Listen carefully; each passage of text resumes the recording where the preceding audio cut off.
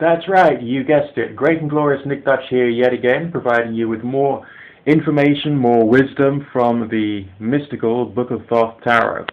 Now, here we go with one of the most feared, and very inappropriately so, cards of the tarot.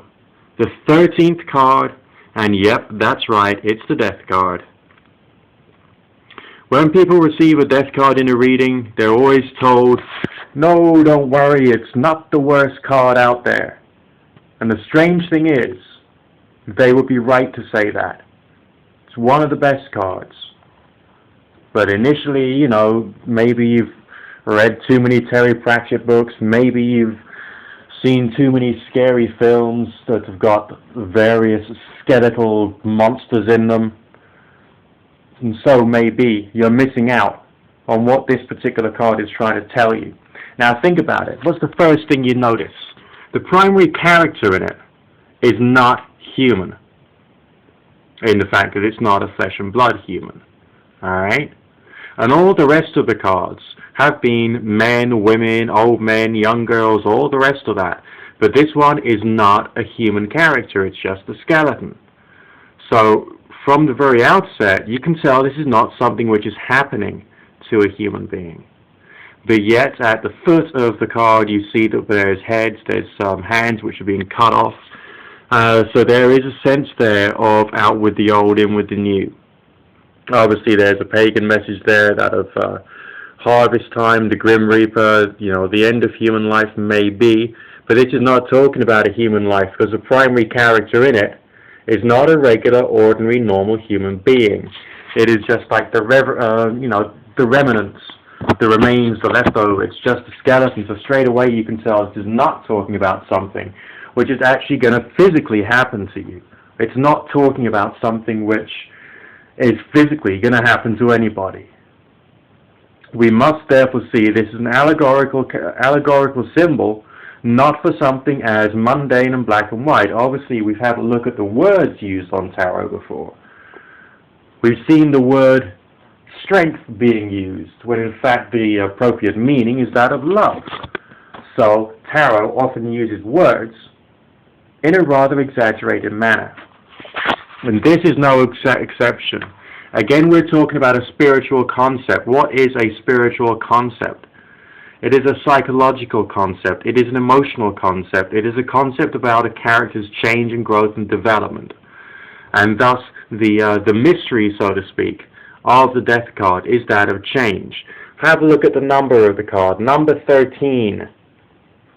Alright, okay, there may be 12 months in a year, but there's also 13 lunar cycles.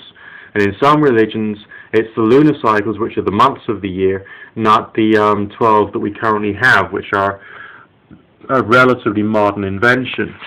So essentially there is a feeling, yes, of the cycles of the year, and therefore the cycles of harvest and planting time. And this is, of course, talking about harvest. What is harvest about?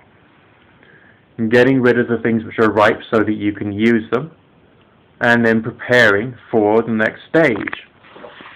So if you've been through an awful lot, and you've been through an awful lot of growth and development, but now you realize you've got to change on the inside, your personality, your outlook, not just the way that you dress, not just the way that you work, or where you work, or how you work, but something about you. Is there something in your character or personality which needs adjusting? Is there something in your mentality which needs transforming? Are you too cynical, too skeptical, too aggressive, too arrogant, too proud, too fearful, too neurotic? You know, these are the kinds of things that this Death card is talking about. Taking things which are inside you, which you've had enough of. If you've ever had a fear problem or an anger problem, maybe they were actually useful to protect you like a defense mechanism in the past. But now you've moved on, as is symbolic of the Death card, and now you need to move on to something new. So these faces that we've got, I mean, this is obviously not a... He's an equal opportunities employer, this guy, Mr. Death, okay? He's saying that both men and women need to change and need to grow. And thus the most interesting thing is the fact that it is faces, human faces, which you can see at the bottom. There's also some signs of the hands and the feet. So the way that you communicate. A lot of people communicate with their hand as much as with their mouth, body language. And also where people go is symbolized by people's feet. The kind of effort that they put into things, the way that they walk their life, allegorically speaking. Plenty of signs of personal transformation. So when you look upon this grisly skeleton, this is not a monster from a sci-fi film. This is not some character from Doctor Who. This is a sign that the defense mechanisms you've used in the past have got to somehow come to an end or move on, and you've got to grow and move on. The death is allegorical, it's not actual, it's allegorical, and it's an inside job as in a psychological or emotional shift to provide you with a better quality of functioning in the future. I mean, if you think that maybe your fear or your anxiety has actually been useful to you to protect you in the past, now maybe you don't need to be that fearful. Now maybe you don't need to be that arrogant. But you used to have that, but the whole of your life has changed. All of the background scenery has changed.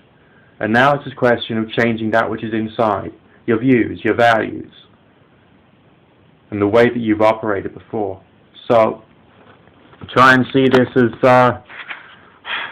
only in one respect is it frightening, because you got to be disciplined to be able to make change inside yourself happen. Very disciplined. And it does take bravery and courage, but it's not frightening. It's not a question of bad luck. There's no bad luck associated with this. It's much more good luck, because your life, the background of your life has changed. Like you're in a new job, you got different friends, but you just don't need to be the person you used to be before. So now you can be different inside in the way that you are. It takes a lot of introspection to make that kind of changes happen, but you can do it.